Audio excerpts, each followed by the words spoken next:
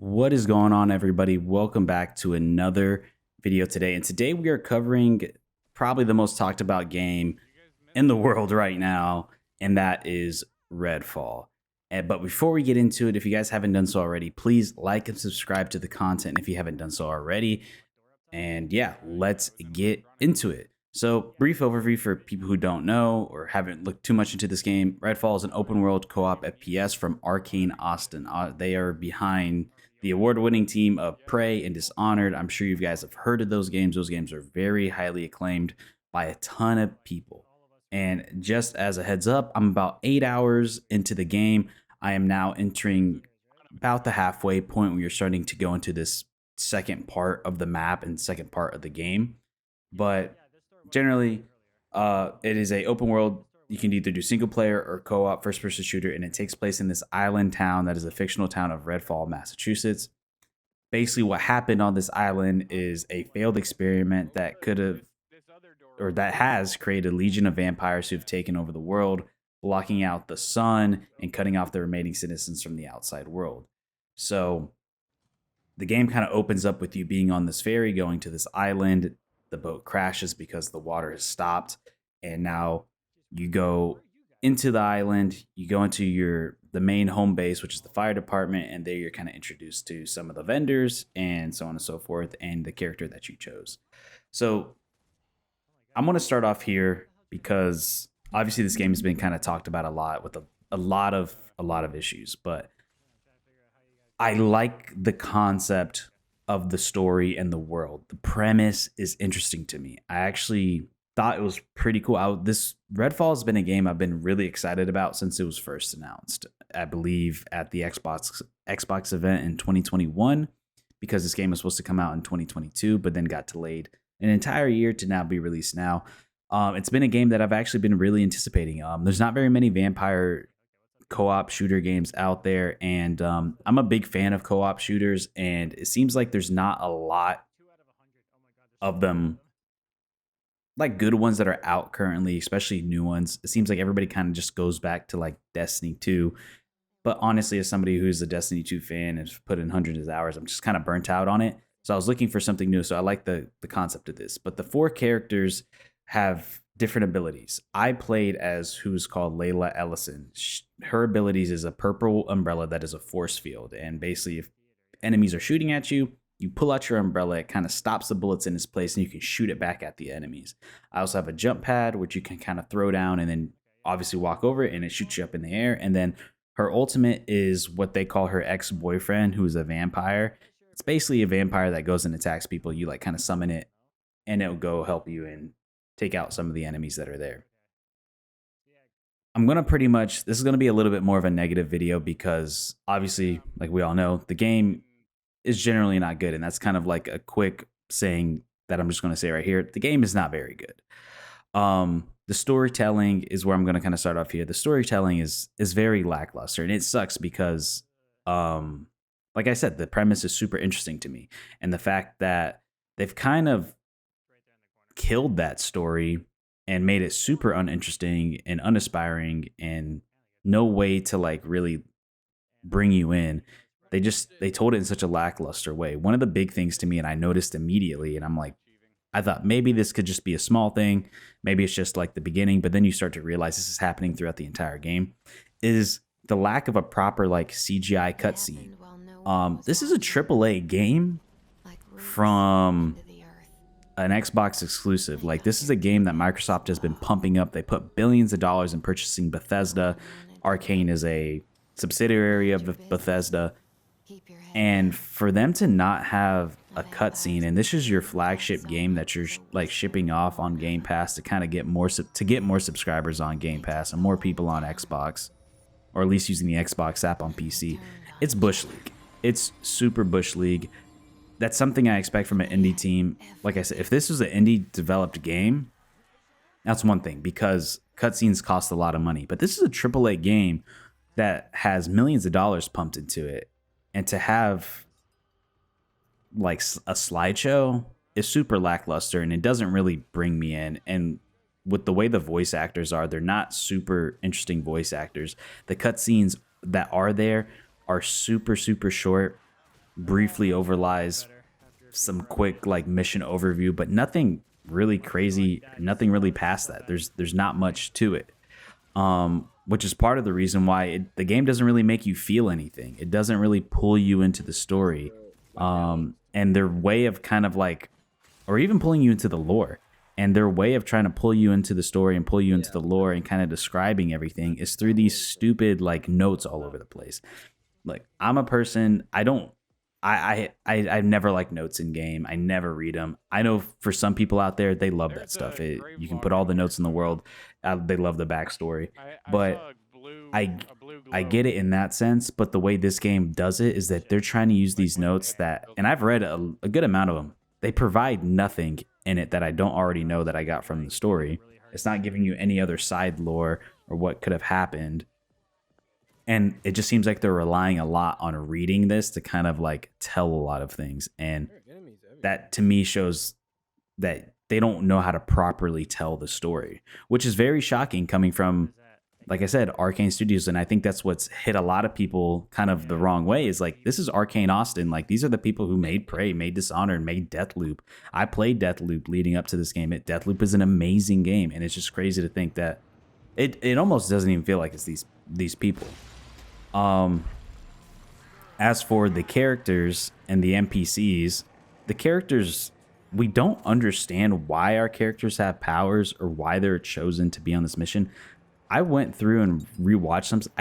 Maybe I'm just stupid. That could be a possibility, but I don't understand why these characters are chosen.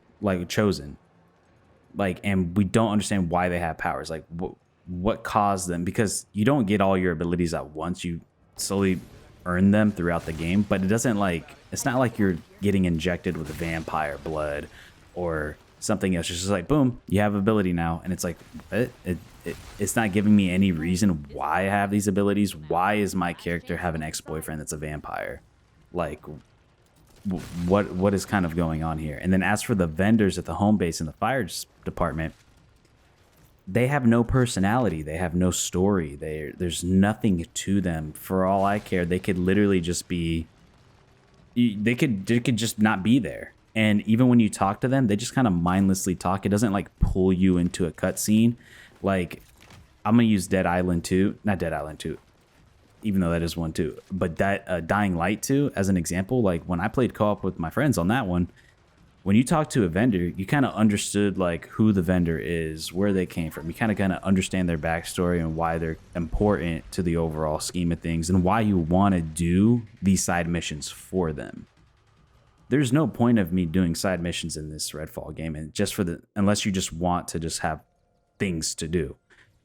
It doesn't really pull you into these other side stories that you would like to get from a game like this, because at the end of the day, this is a town that's like been overtaken by vampires, and it seems like no one really cares, which is like kind of like no one has these like awful backstories of like a vampire taking their children or their children turning into vampires or their wife or husband. There's nothing of that nature that is like trying to suck you in to why we're talking to these people and the vendors. There's no world development, there's no character development, there's nothing. And this is a story-based game. Like obviously, so I'm going to be a little bit more critical in the story-based aspect of it, because at the end of the day, people bought into this game because of the idea of vampires, kind of the story behind it, and that how it could be intriguing and understand why you're doing what you're doing. But let's get into the gameplay now. So as for the gameplay, one of the things that stuck out to me the most is the mission design is bad and it needs work. The mission designs, they're either too short or they have no actions at all. And I like the idea of what they did with the missions, where you had the side missions, you have your main missions, but then you have these safe house missions. So throughout the map, you can unlock safe houses, and within those safe houses, there's missions in there. You complete those safe house missions, you then have to take on the vampire underboss, who's pretty much controlling that neighborhood. That's a cool concept to me. I actually really enjoy that. But the way they deliver it is once again, like the most of this game, it's very under delivered. You complete these missions that you don't understand. They're just weird. Just fetch, like turn something on, grab a key, open this. Almost all of them are like that. And then you go fight these underbosses, and they're super easy. Like they're super underwhelming. And I'll go to that a second, but more in the mission design is that there's some missions where I literally, you just go over there, you grab something, see no enemies, you go put that item you just grabbed into whatever it needs to go into, no enemies, and then it plays. And it's just like, that was it. You just had me run around this map, and the mission was literally nothing. And then there was one mission in particular where you go to a graveyard, you have to put find the stolen watch. You literally just kill one vampire that we killed in like 10 seconds, and then mission complete. And that was a main mission. That was a main mission, and we literally did it in 30 seconds. And that was just really mind-blowing to me, because I'm like, what is going on here? Now let's move into the AI, which to me is probably, like, I can look past potentially bad mission design or bad story if the AI is awesome to go against. But it's just not. There's essentially no AI throughout the map. It doesn't make you feel like this town is infested by vampires at all. We could walk around and run around for 10 minutes throughout the town, and we may see like one or two cultists or one or two vampires, but there's essentially nothing there. We're just running around aimlessly and seeing nothing. It just feels empty. Everything feels empty. And then when you do come across AIs like vampires or the cultists, they're beyond stupid. They don't attack you. They provide no challenge whatsoever. Granted, I'm playing on normal difficulty. Maybe as I put higher difficulties, it kind of feels more like that. But even at higher difficulty, it still doesn't fix the fact that there's no enemies there. Also, as to the kind of like the FPS controller and like the aiming feels dreadful. The aiming is awful. It feels delayed. There's only one sensitivity. The ADS, for some reason, is jarringly slow compared to your standard ADS from Hipfire, to where trying to do like precision shots is almost impossible. And I've noticed it multiple times where I'll be aiming in and then I zoom in and try to make a micro adjustment, and then it's like way slower. And it's funny because, you know, everybody was trashing that IGN preview of the guy not knowing how to aim, pulling out a sniper indoors, like all this other stuff. But then you start to realize, like, oh my God, like, no, this game is just that bad.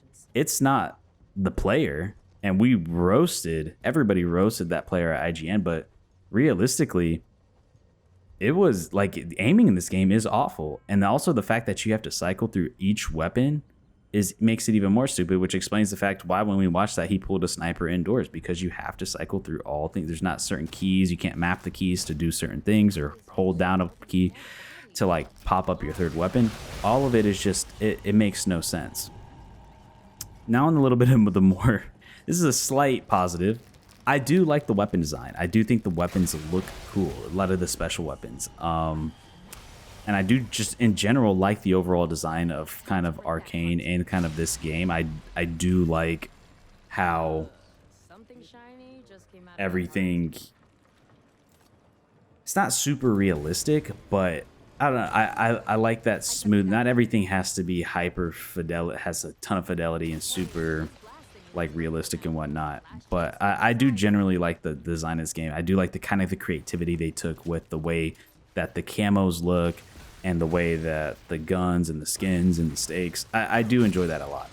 But and this is something that you kind of see throughout a lot of looter shooters. I hate the rarity idea. It's such a copy and paste from Destiny, Warhammer, countless other games that have this. Any looter shooter you can think of that was launched in the past like 6-7 years all have this. And honestly, I've never liked it. I've never been a fan of it. It makes no sense. I would like to see more weapon building and adding attachments in this game. Like to me, a looter shooter shouldn't only be you just loot guns and now you're stuck with that. If you're looting, you should be able to loot attachments, loot different ammo types, loot different grips, loot different all that stuff, and kind of build up your gun almost in a survival genre kind of way. I would like to see that more because honestly, I hate the rarity idea. I hate the random luck and rolls, and it just none of it ever makes sense because you still have your level and the weapon level. Even though it's a lower rarity, the weapon level is higher than the one with the higher rarity, so therefore the weapon level supersedes everything. So it's like, what does the rarity even mean anymore? It never makes sense. I don't understand why every game feels the need to put something like this. I just wish that they would just get rid of that. And also too, as for the final thing on gameplay, the abilities to me don't feel crucial. I rarely ever use them. Maybe it's just my character, and maybe because the AI is so stupid, which is honestly probably part of the problem. I never feel the need to use my abilities. I never have to pull out the umbrella. I never have to pull out the ex-boyfriend. I never have to use my jump pad. And like I said, that could be a large part because the AI is so stupid. So I never really feel the need to use abilities. So they've kind of taken away an aspect of the game because of the fact that the game underperforms in other areas. This is something I'm going to go into briefly because honestly, it seems like every game has these problems at launch nowadays for the past, like, I don't know, 10 years almost. Performance and graphics. But this game in particular probably has the worst optimization I have ever played at a launch. It is borderline unplayable for me. And just for perspective of what I have a 2070 Super. Obviously, not the most up to date GPU. We're in the 4000 series now, but it's also an RTX GPU. It's not like it's a 1000 series or a 900. This game should easily play at low settings at 144 frames, like with no issue on low at 1080p. But right now, I'm struggling to even consistently get 60. I bounce between 40 to 60, sometimes in the 20s on low settings, ultra performance DLSS. It's borderline unplayable. The graphics also feel outdated, and that probably has to be because I have to keep everything so low. But even when you do amp things up, the graphics just look very dated. There's bugs everywhere. Everything just feels like reused assets, and no neighborhood really feels unique in any sort of way outside of maybe the trailer park. The water outside the island looks atrocious. It looks so bad. Like I said, I think the art style is there. I like the art style. The problem isn't the art style. The problem is this. Some of the ways things just look really bad. And I don't want to delve too deep in that because, like, at the end of the day, most of that stuff will probably get fixed down the road through patches and stuff. But it's just extremely frustrating that this is even a thing that almost every game at launch has an issue with. I kid you not, maybe the past 10 games have all had performance issues from AAA games. A lot of the indie games that I've played have no performance issues. Every now and then I'll have one with certain games that I try out, but like it seems like every single one has got that. But we'll kind of conclude it here. I will say, look, this is very surprising for me. I was really hyped up for this game. Arcane had a great track record. Honestly, this really shocked me. I do think the game has a cool premise, a cool concept of the world and the story. I actually don't mind the idea of the story. I just think, like I said, they fail to deliver. I do like the idea of the potential what this game loop could become. I do think there's things you just can't fix about this game. I don't think they'll ever fix the main missions. Those main missions are always going to feel the same. The only thing I think they could really do is amp up the difficulty of those and add AIs around those missions to make them more entertaining. But they're never going to add CGI cutscenes. They're never going to really update the graphics. I doubt they potentially could. Like the story is not really going to change the way the missions. So a lot of that stuff is just kind of a lost cause. The only thing that we can hope for, and Arcane has said this is going to be their most post-launch content they're going to ever have for a game.